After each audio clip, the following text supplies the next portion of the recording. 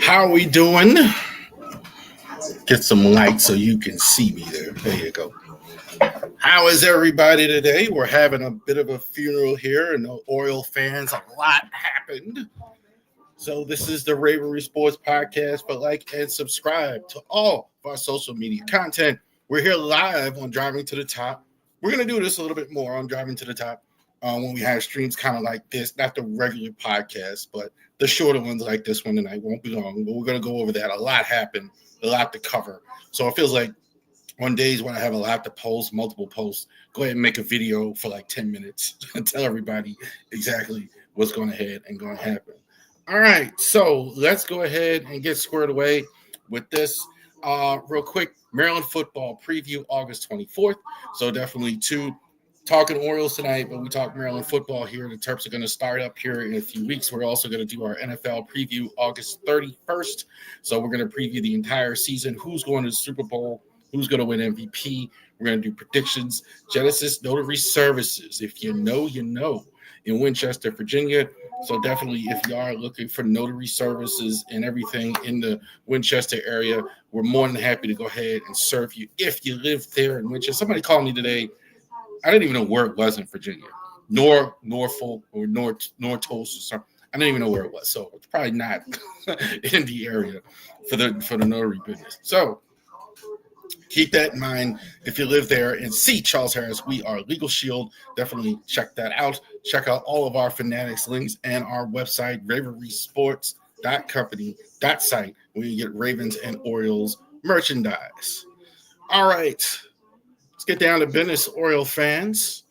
We're going to have a football game tonight, first football game, Hall of Fame game, so I know some of y'all want to get to that. So Trey Lance starting, but obviously as the Orioles today gave up 6 players, 6 veteran players, the team is going to look totally different than the one we just had on the field as well. We're still, I think we're over at 6 o'clock, but that's why I wanted to come on a little bit later and go ahead and go over that, kind of recap the day. So late last night, we had our first domino of the day. Now we've already had, before today, we had Brian Baker go right before the draft a few weeks ago. We've had Greg Soto get traded a few days ago. We've had also to Sir Anthony Dominguez get traded. So the guy here, Ramon Urias, longer tenure Oriole, 20-year-old Twine Palmer was traded last night. I wrote this on Twitter, that this would probably clear more space now for Kobe Mayo, whose playing time has been in and out, and Ryan Mountcastle, who's in Norfolk, who should be up in a couple of days. Ryan Mountcastle has been playing well in Norfolk, getting his sea legs. I'm thinking if he's not playing in Chicago with the Orioles, he should be there in Philly. So Mounty's ready to come back. Now with Urias gone, it should be giving more runway. He isn't the only one that left. Andrew Kittredge, 17, was traded to the Chicago Cubs. So once again, the Orioles have traded one of the relievers to their next opponent. The Orioles will be in Chicago, and so will Kittredge in a Cub uniform. Kittredge is going to go ahead and play for Chicago as well. A 17-year-old Wilfred De La Cruz, most likely he's one of the Dominican prospects for the Cubs. Most likely he's going to play in the Dominican League for the Orioles. He's only 17. So getting a prospect there for a Kittredge, getting rid of that salary. The real sad one is Cedric Mullins, the longest tenured team player in the Baltimore Orioles, has been traded to New York. They got Raymond Gomez, Anthony Nunez, and Chandler Marsh. Two of the three, Marsh and Gomez and Nunez, are top 30 in the Mets system. If you look on MLB.com, by the way, it's fantastic. If you never looked at MLB.com, that's probably the Bible, I think, or Baseball America as far as prospects. But two, that's not bad. That's not bad. I know some people are like, we should have got more and all that, but that's for a guy that's an expiring contract, a rental. That's okay. That's okay for a guy that you're going to get.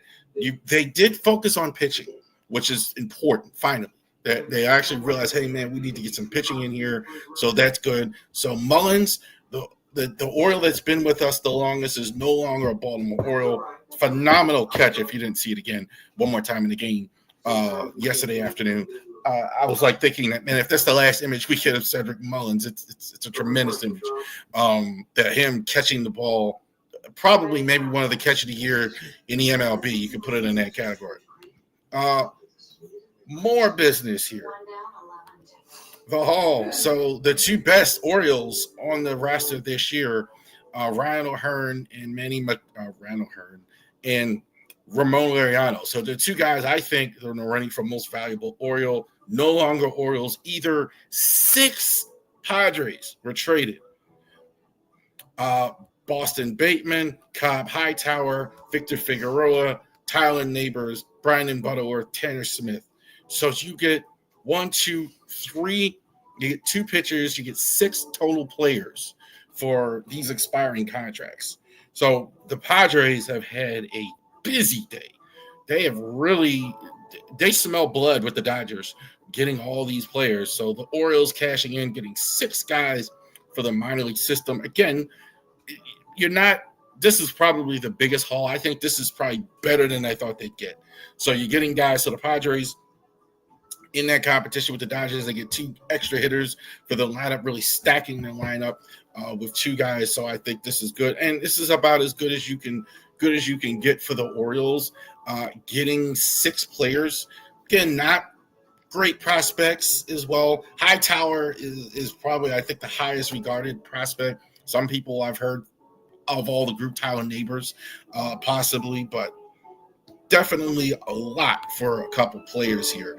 And last that I'm aware of, and I'm just still checking it here, Charlie Morton actually goes. So right at 6 o'clock, I saw Charlie Morton actually get traded away to the Detroit Tigers. So good for Morton, I think, especially because Morton is a guy that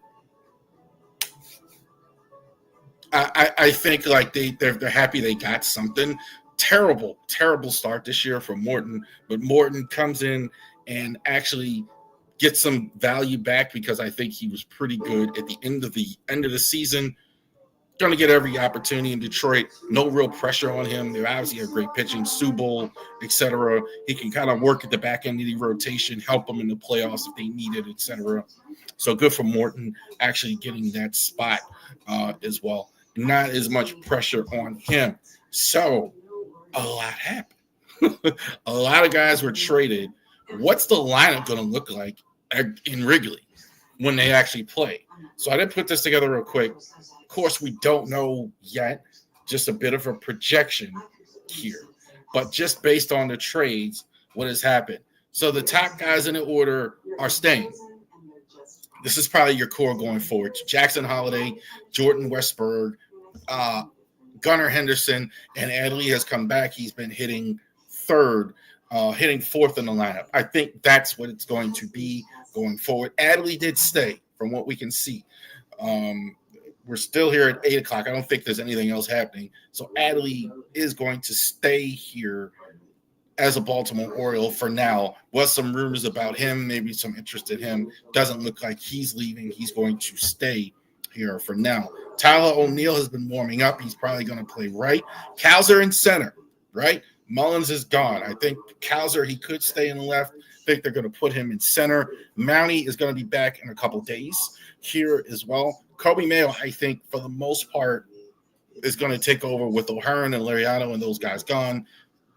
It could be the other way, Mountie at DH and Mayo at first. I think you're going to see, because of his defense, I think you're going to leave Mountie at first there, and Mayo is going to be the DH starting. And yes, that's right, Dylan Beavers, I'm predicting should come up for the mind. Look, you traded away a lot of these guys, so Bradfield I don't think is healthy right now, and so Beavers it is.